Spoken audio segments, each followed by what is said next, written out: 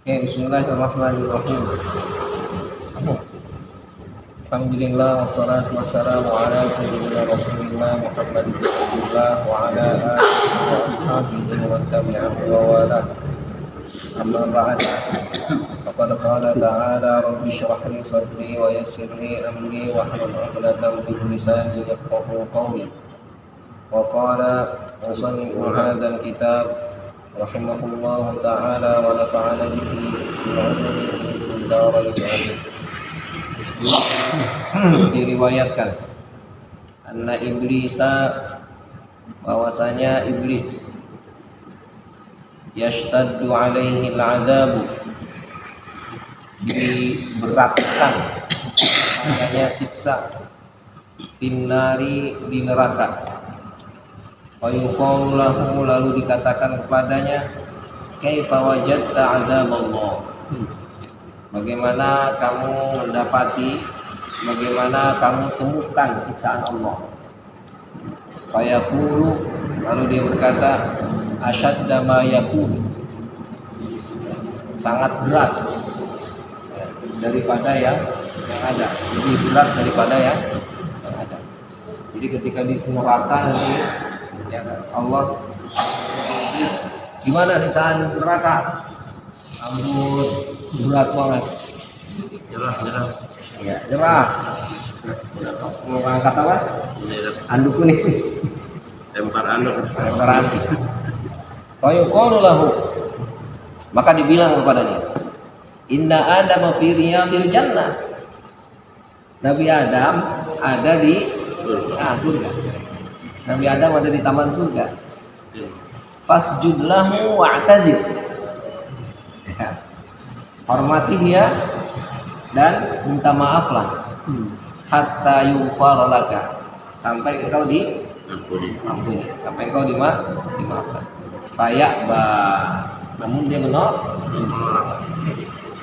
Fayashtaddu alaihi al'adabu, maka diberatkan kepadanya, ditambahkan kepadanya siksa, biqadri 'adzabi ahlin nar, dengan takaran siksa penduduk neraka sab'ina alfa dhi'fin, 70.000 kali lipat. Gitu ya. Nah, iblis bukan penjilat ya, Maya? Hah? Bukan penjilat iblis, Enggak. Maya. Ya. Penjilat tadi main Adam ya. Nah, ya makanya. Berarti Biji, Ya. di akhirat nanti itu masih ada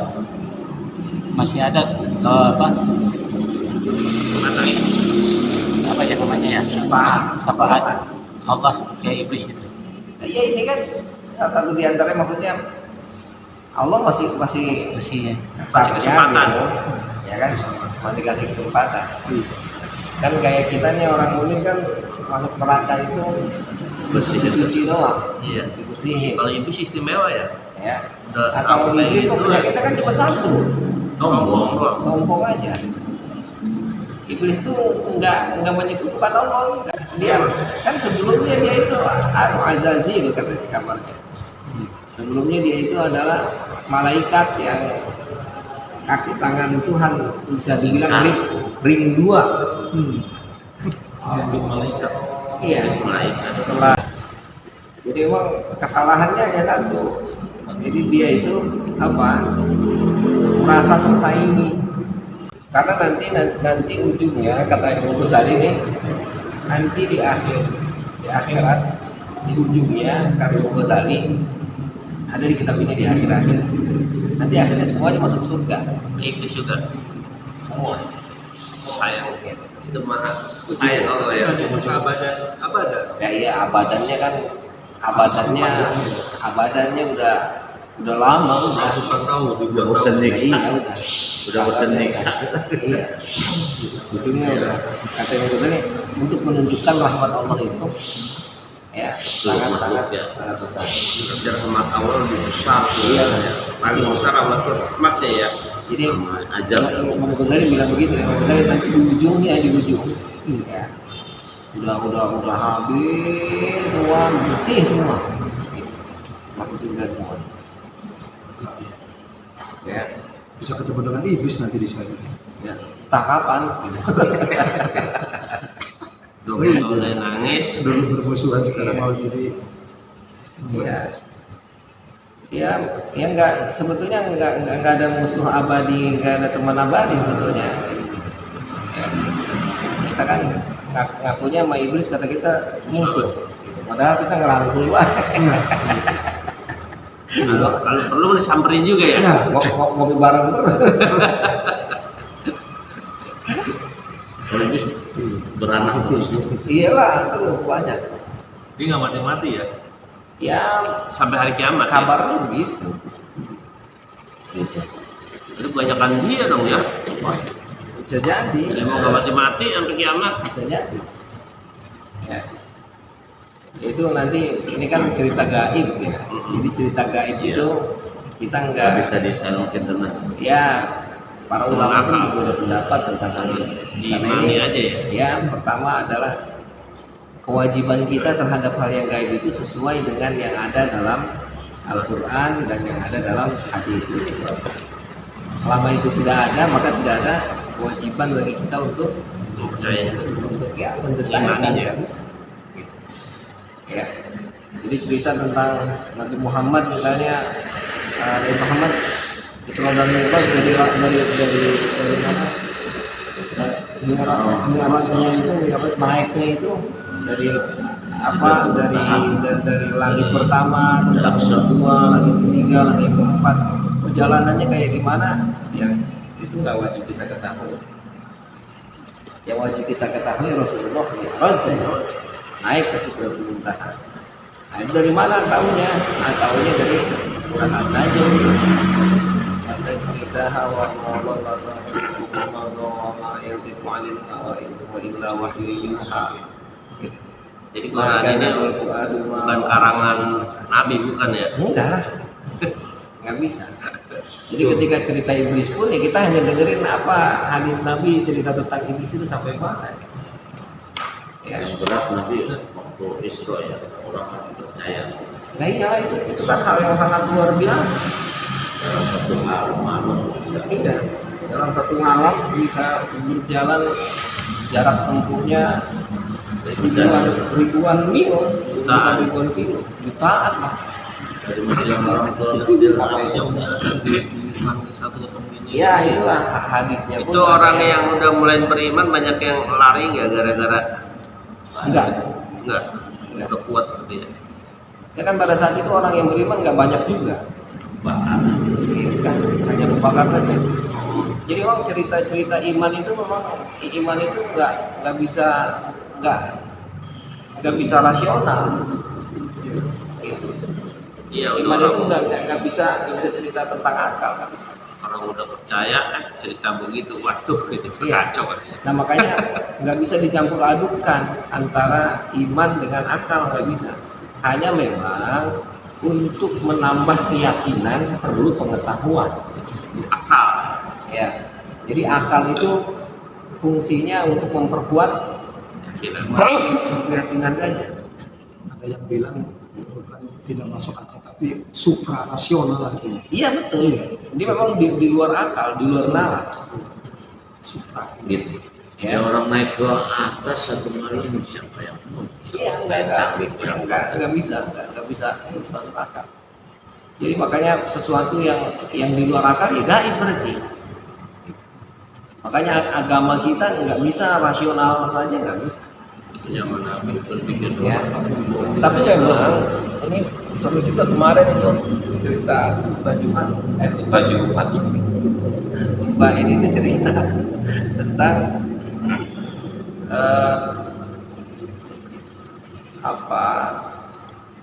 ilmu yang memperkuat keyakinan yang dilakukan oleh Nabi Ibrahim.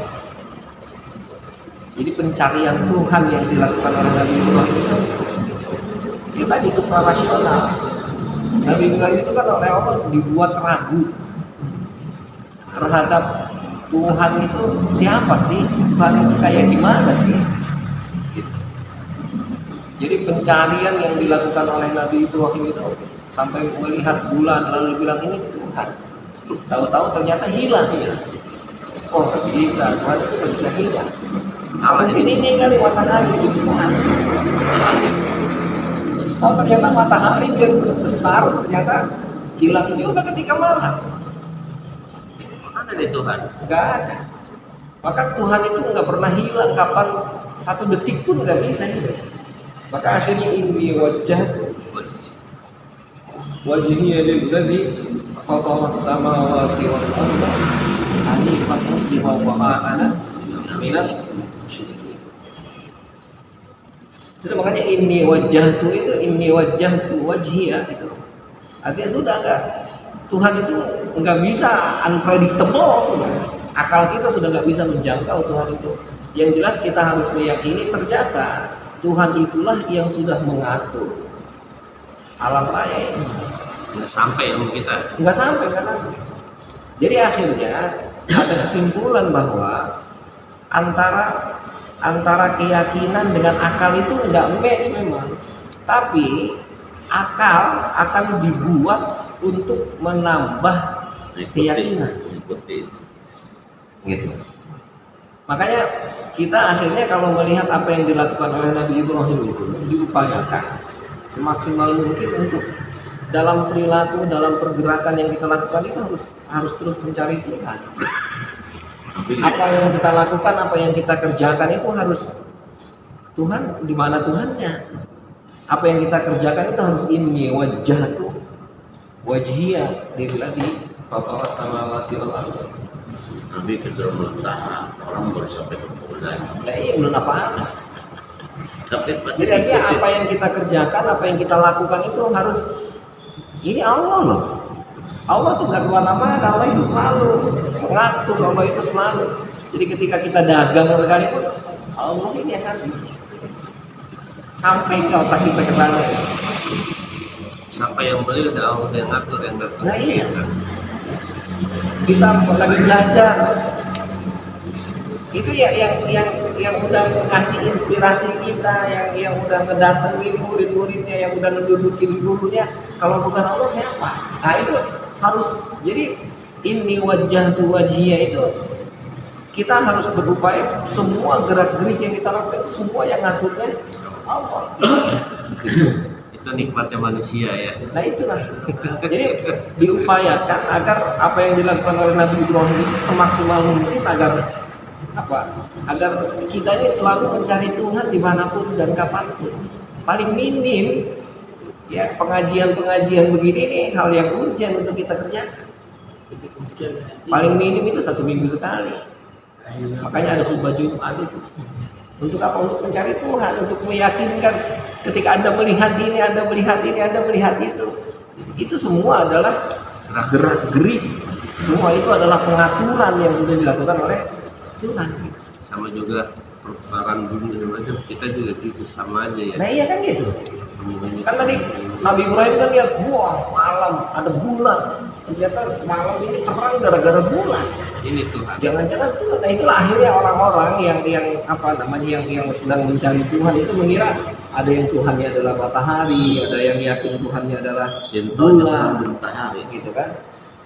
Kenapa? Dikarenakan memang Tuhan itu adalah sesuatu yang memberikan kekuatan, sesuatu yang maha dahsyat gitu kan? Beri manfaat yang banyak. Nah sekarang ternyata ketika dilihat Tuhan kok bisa hilang, kok bisa kalah. Maka akan menggunakan akal itu kan. Meskipun ada keyakinan dalam hati, enggak bisa Tuhan itu bisa begitu. Jadi artinya memang enggak ada kaitannya antara akal dengan hati seolah-olah dengan keimanan. Iman itu memang datang langsung hak prerogatif Allah. May yahdihillahu fala mudhill lahu. Nah, ini juga ya Allah disinggasana juga permukaan Allah di mana aja ada. Kan tuh mesti perdebatan juga ya. Nah iya. Padahal sebetulnya nggak jangan disamain dengan makhluk. Terus Nggak bisa. kaitannya dengan ada hadis yang menyatakan ad-dinu wal aqlu itu bukankah itu menunjukkan bahwa itu bukannya agama ini akal. Iya. Sehingga mestinya gitu manusia itu bisa menerima itu karena punya akal. Oke, jadi begini makanya saya bilang di awal memang antara akal dengan hati itu memang nggak ada koneksinya. Namun agama itu datang akhirnya ketika ini dirasionalisasi itu hanya untuk memperkuat saja keyakinannya. Iya. Sekarang gini, kita yakin sama Nabi Muhammad adalah utusan Allah, Nabi Muhammad adalah kekasih Allah, Nabi Muhammad adalah orang atau makhluk yang Allah paling sayangi. Ya itu begitu. Ya. Pernah lihat ente? Lalu bagaimana Anda bisa meyakini keyakinan Anda itu?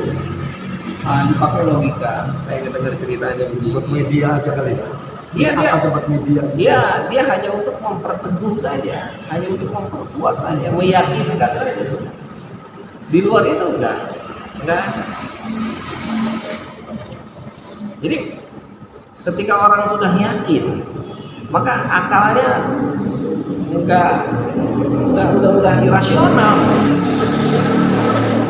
Maka perjalanan yang dilakukan oleh Nabi Ibrahim itu di satu sisi tadi antara akal dengan hati seolah-olah tadi nggak nyambung, tapi akhirnya kita simpulkan akal itu ingin memperkuat hati, ingin memperkuat keyakinan. Kalau hanya akal saja nggak akan pernah ketemu dengan Tuhan. Akalnya makin tinggi, cerdasnya makin tinggi. Semakin menentang Tuhan. Makin jauh. Dan harus makin yakin ya semuanya Iya, diatur ya. karena tadi ketika akalnya sendiri, akalnya itu liar, maka nggak ada panduan dari hati, akalnya mentok terus ke sana ke sini, mentok ke sana ke sini, mentok. Karena bergandengan ya akal dan iman. Iya, Orang sinyal handphone aja kan udah jutaan. Miliaran. Benar. Ada aturan jadi. iya.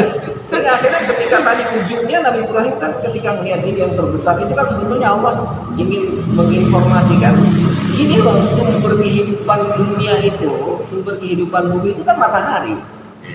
Sudah dibuktikan sekarang kan melalui ilmu pengetahuan. Seolah-olah Nabi Ibrahim itu ingin bilang sumber kehidupan itu matahari. Nabi Ibrahim bisa menyimpulkan bahwa ternyata sumber kehidupan itu yang ngaturnya adalah Allah. Karena yang namanya Allah, yang namanya Tuhan nggak bisa diatur-atur, nggak bisa. Tapi kok ini pengaturannya hebat, pengaturannya bagus. Per berapa jam, ada muter, ada segala macam, setiap jamnya itu ada loh waktunya. Kapan dia harus berputar itu. Sehingga kita dalam melaksanakan kehidupan ini nyaman, enak. Aturan mainnya ada gitu. Nah ini kalau nggak ada yang ngatur yang begini nih nggak mungkin. Hebat ngaturnya. Lah, sangat hebat. Kita udah tinggal nikmatnya aja deh. Sehingga akhirnya ketika akal itu sudah, wah pasti ada yang ngatur di belakang ini. Akhirnya itu ini wajah tuh wajhi lillahi qabla samawati. Kita telepon sini nggak bisa nyambung pasti ada yang ngatur. Nah, iya. Ada aja. Ya, nah ini, setelah pergumulan seperti itu, ya terjadilah yang apa dalam kehidupan keseharian lagi masuk lagi, gitu. Apa Nabi Ibrahim sebagai seorang bapak. Ketika Nabi Ibrahim sebagai seorang bapak yang sudah mendambakan anaknya, Udah punya dia. demikian lama, ya tiba-tiba anaknya dikasih oleh Allah dan ternyata ketika sudah dikasih oleh Diambil Allah lagi. disuruh dipotong. Itu kan Nggak masuk akalnya. super ya tadi Udah bukan rasional, udah ceritanya udah bukan akal, udah di luar akal. Kalau zaman sekarang bapak apa yang potong? Iya, ya kan? Iya. Ternyata akal itu harus tunduk ke hati kita itu. Nggak bisa akal yang di depan tuh nggak bisa. Udah terjangkau akalnya. Nggak masuk akal dah kalau kata itu. Lah yang irasional kan. Sampai bahkan ya maaf, artinya ceritanya Nabi Ibrahim itu nggak punya anak sekian lama, tahu punya anak, anaknya pun coba anaknya pun harus menikah dulu dengan yang lain, dengan si Hajar. Iya kan. Iya kan? Iya kan. Hah? Bukan ngajarin kawin lagi, bukan? Dia udah melotot banyak maksudnya mertuan aku. Apa kok guru dia? Jadi ini kan irasional gitu. Orang yang sudah hidup nyaman-nyaman berdua gitu, nggak punya anak lama, tahu-tahu mau Allah, kawin lagi no. Allah yang nyuruh, bukan nafsu, bukan. Kawin sama Siti Hajar. Kawinnya sama Siti Hajar, pakai Siti Hajar itu. Hitam katanya. Emang Ya itu budaknya, ya. pelayannya, tukang ya bersih-bersih di rumahnya, membantu. Tapi nggak konten Nabi Ibrahim. Nah, Ya iya Allah kan? nggak ada yang bagusan lagi apa? Lah iya kan kasarnya. Gitu. Lah iya kan gitu. Ya luar biasa kan. Jadi memang tetap di sisi lain ada rasionalisasi ada. Hanya memang ternyata rasional akal itu bukan hal yang utama. Namun meskipun akal bukan yang utama, tapi akal dibutuhkan untuk memperteguh, untuk meyakinkan. Nah makanya tadi ngaji, pengetahuan, penambahan ilmu itu penting. Kenapa? Untuk mempertajam ini keyakinan ini, keimanan. Kalau dia nggak ngaji, akalnya makin cerdas, repot juga ya. Nah iya, ketika dia makin cerdas belajar doang tanpa ada iman nggak bisa. Kacau dah. Belingsatan, semakin jauh dari Allah, semakin dilihat teori revolusi, teori Big Bang, teori semua Darwin dan seterusnya. Nggak pernah ketemu sama penciptanya. Duit. Nah iya, ayo duit nggak habis-habis. Gitu. Begitupun sebaliknya, ketika orang nggak menggunakan akalnya, yang digunakan cuma iman doang, pun sama. Ayo disuruh sholat, disuruh sedekah, sedekah buat gua aja susah, pakai sedekah gua udah sholat udah syukur.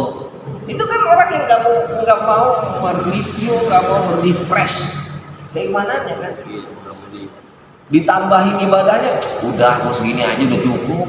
Nggak mau di-upgrade lagi dia mau dah. Nah iya, Dah ini dia, canggih ini dia dah. ya kan?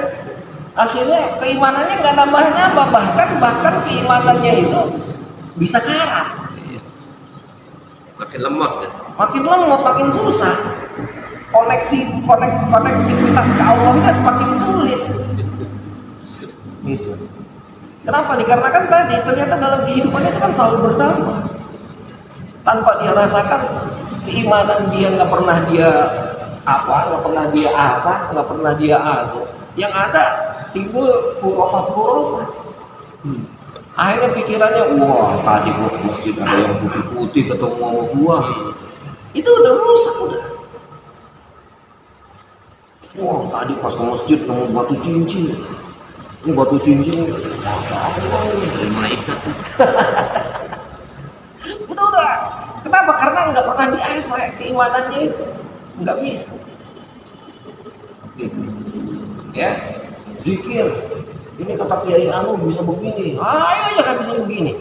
Dilihat paku di kepala. Nah itu kan nggak diasah keimanannya itu. Tapi kalau hal-hal gaib kan bisa aja banyak. Ada paku gaib. Kalau panjang gini, kalau gini nggak mungkin itu kan nonjol. Lah iya kan. Pakunya gaib aja. Irasional. Nggak ada di mata kita doang. Nggak bisa. Gitu. Orang diturunin lagi yang asli. Kita ini tetap harus terus mengupgrade, terus meningkatkan keimanan itu melalui akal fasilitasnya. Kalau sejalan ya berarti akal memang Nah, harus nggak bisa akal doang sendiri, nggak bisa iman doang sendiri, nggak bisa. Ini artinya salah satu contoh yang bisa kita ambil dari apa yang dilakukan oleh Nabi Ibrahim itu ternyata tetap iman duluan. Namun akal dibutuhkan. Nggak bisa akalnya duluan terus iman belakangan. Nggak bisa imannya jadi justru akal dikendalikan oleh iman. ya itu maksudnya. Yang ini. Jadi lebih kepada bagaimana agar tadi kita membersamai kehidupan yang kita lakukan itu semuanya dalam pencarian kita kepada Tuhan. Apa yang kita kerjakan itu ini ada yang ngatur loh. Apa yang kita lakukan itu ternyata ini pengaturan Allah loh. Itu sampai kita harus berpikir begitu itu. Jadi kita kan keseringannya kerja itu, wah kita yang kerja, kita yang usaha, duit dari kita dapat dari kita usaha kan. Semuanya kita seolah-olah. Tapi ternyata Ada yang ngatur bang. Ternyata ada yang ngurus bang. Kita mah tinggal ngejalanin doang. Tergantung dikasih perannya apa ya. Nah iya, gitu. Nabi Ibrahim itu luar biasa. Contoh yang Allah contohkan itu, cobaan dan ujiannya itu bukan ujian main-main. Dibakar itu kan. Belum lagi nanti yang paling hebat adalah bagaimana dia Nabi Ibrahim itu sebagai sosok kepala keluarga itu wah luar biasa ya. Jadi uswatun hasanah yang beliau perlihatkan sebagai kepala keluarga, bagaimana keharmonisan antara suami dengan istri dengan anak, itu keharmonisan yang wow luar biasa 100%. Kalau kita mah nikah ikut Nabi Ibrahim doang kita. Gua Nabi Ibrahim juga. Nikahnya doang. Bersama di dalam menanamkan akidah atau keimanan itu. Lah iya itu nggak ada lagi. Itu aja. Ternyata keluarga yang harmonis, keluarga yang berhasil adalah keluarga yang menanamkan tauhid di dalam ikatan kekeluargaan. Di luar itu nggak bakal sukses. Itu intinya. Bagaimana Nabi Ibrahim mampu menanamkan keyakinan kepada istrinya, mampu menanamkan keyakinan kepada anaknya. Yang itu prosesnya dimulai dari bagaimana Nabi Ibrahim berinteraksi dengan istrinya, memberikan perhatian kepada istrinya, lalu anaknya yang selalu dikongkong, selalu disayang oleh ibunya, nggak lepas dari pantauan suami. Suami itu ternyata punya peran penting dalam keberhasilan anak itu. Jadi jangan hanya dikira ibu aja tugasnya. Ternyata bapak juga punya peran. Di samping ibu pun selalu ya maaf gitu, misalnya coba kita kan kalau udah mikir gini, coba Pak bayangin aja kita punya bini, lalu ada tiba-tiba yang nyuruh kita tinggal di pelosok yang kagak ada apa-apa sono, udah di situ udah begitu ditinggal di situ, tinggal didelekan lagi, Tinggal IKN gimana ogah ya. nah taruh di IKN dah. Ya. Ditinggal di sana, ditinggal. Gitu. Bukan sekedar ditemenin, ditinggal dulu. Setelah ditinggal beberapa tahun balik lagi, baru di situ ngebangun Ka'bah. Nah, ketika ngebangun Ka'bah itu di situ terjadi interaksi dan sebelumnya sudah dipastikan ibunya itu selalu berpesan kepada anaknya, nggak pernah ada bayangan untuk menjelekkan orang tuanya, menjelekkan bapaknya, menjelekkan suaminya di hadapan anaknya. Gua apa lu mau gila itu coba. 4 tahun nggak inget kayak gitu. Bang Toyib gitu ya. Boro-boro ingat sama gua. Iya, Bang Toyib. Mentang-mentang kan gitu. Anak udah gede, Anaknya kagak dilihat pisan. Itu tuh nggak ada itu pikiran begitu, itu yang dalam yang ada di Siti Hajar. karena dia tahu itu udah skenario Allah semua ya. Nabi Ibrahim mampu untuk membuat itu sambil sudah ibunya selalu memesankan yang baik kepada anaknya, sambil Nabi Ibrahim membuktikan apa yang istrinya sampaikan. Ini Allah, ini bukan saya, ini selalu begitu. Kita kan enggak juga. Suami sekarang udah dibelain sama anaknya, tahu-tahu perilakunya berbeda dengan apa yang diceritain sama bininya kan. Lah, emak cerita begini, kok bapaknya begini? Makanya nggak match. Gitu. Jadi memang ini keluarga itu luar biasa harmonisnya. Dibuktikan dengan Nabi Ismail yang ketika Nabi Ibrahim dengan demokratisnya meminta untuk disembelih kan. Allah bilang gitu kan. Tolong ini kata Allah saya mimpi, kata Allah saya disuruh nyembelih. Kan Masuk akal. lah iya kan gitu kan ngomong, artinya ada komunikasi, ada perhatian kan. Nggak main tarik bawa pergi sembel ya mau kemana, lu jangan ngomong lu, ini urusan Allah. Enggak. Dia jangan bilang kesian dia tadi ketak-ketak dia. Ya iya kan gitu juga. Boleh udah. Dialog. Ya kan? Artinya akal kita sebagai orang tua nih dalam menjalani hidup tuh keseringan nggak ada kita kan, udah nggak usah dibilangin, ntar aja, biarin ini urusan gua. Terbengong udah datang baru lagi. Gitu kan? Sunat. Ya dalam kehidupan kita kan begitu keseharian. Sama anak itu kita nggak pernah ada komunikasi mau kita ya. Iya. Kalau udah putus masa dia mau bagaimana? Nah iya. Sekolah, ayo. Gitu. Udah biarin aja. Kayak kita yang udah paling tahu kita deh ya. Nah, iya.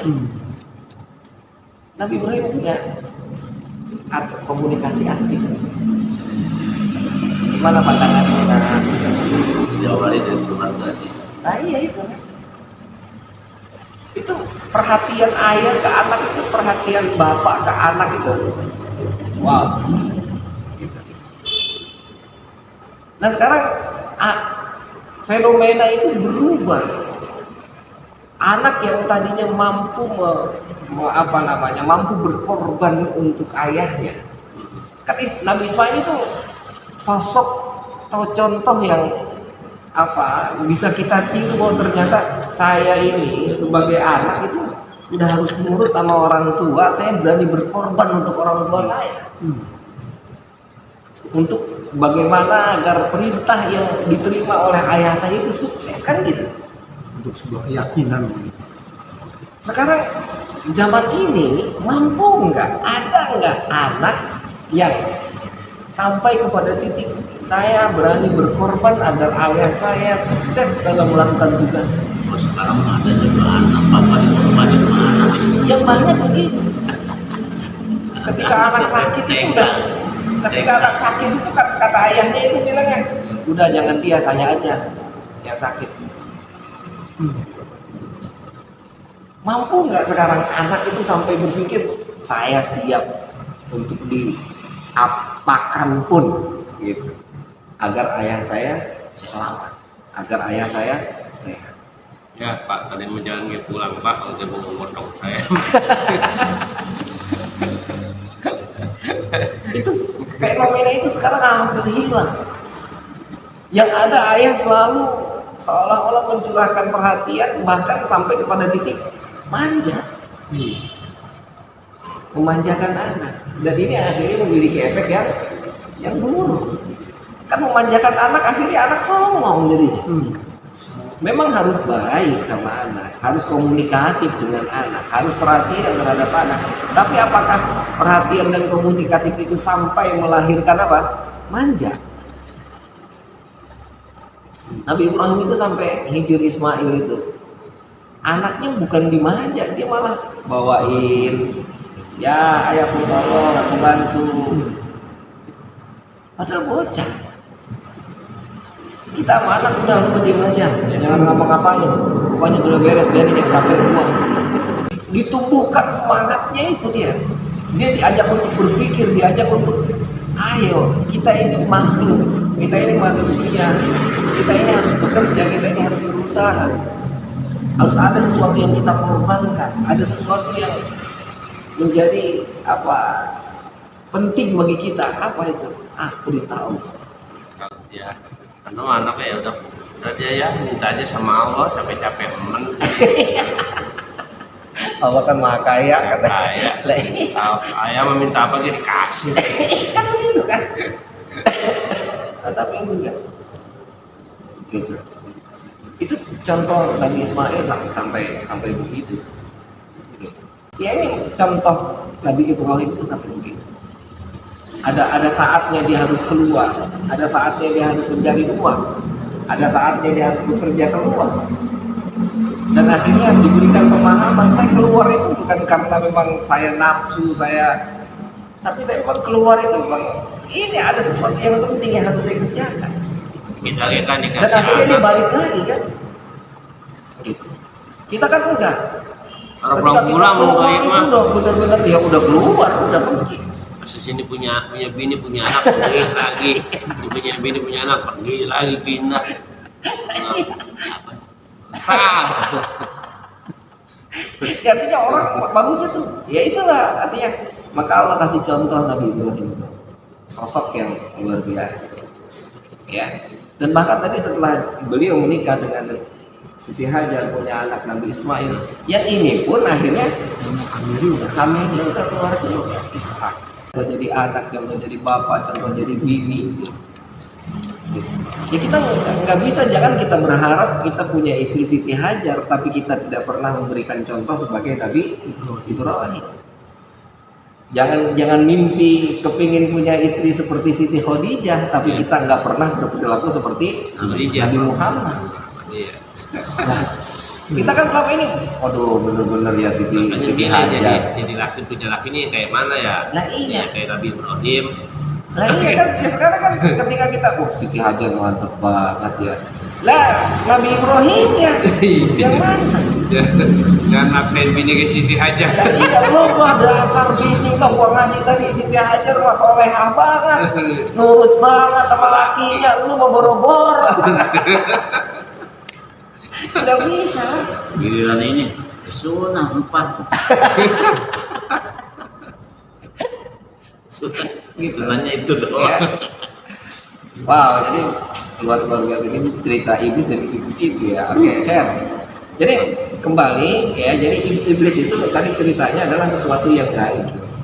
Ya. Jadi sesuatu yang gaib itu maksudnya adalah sesuatu yang kita nggak bisa jangkau tanpa ada berita.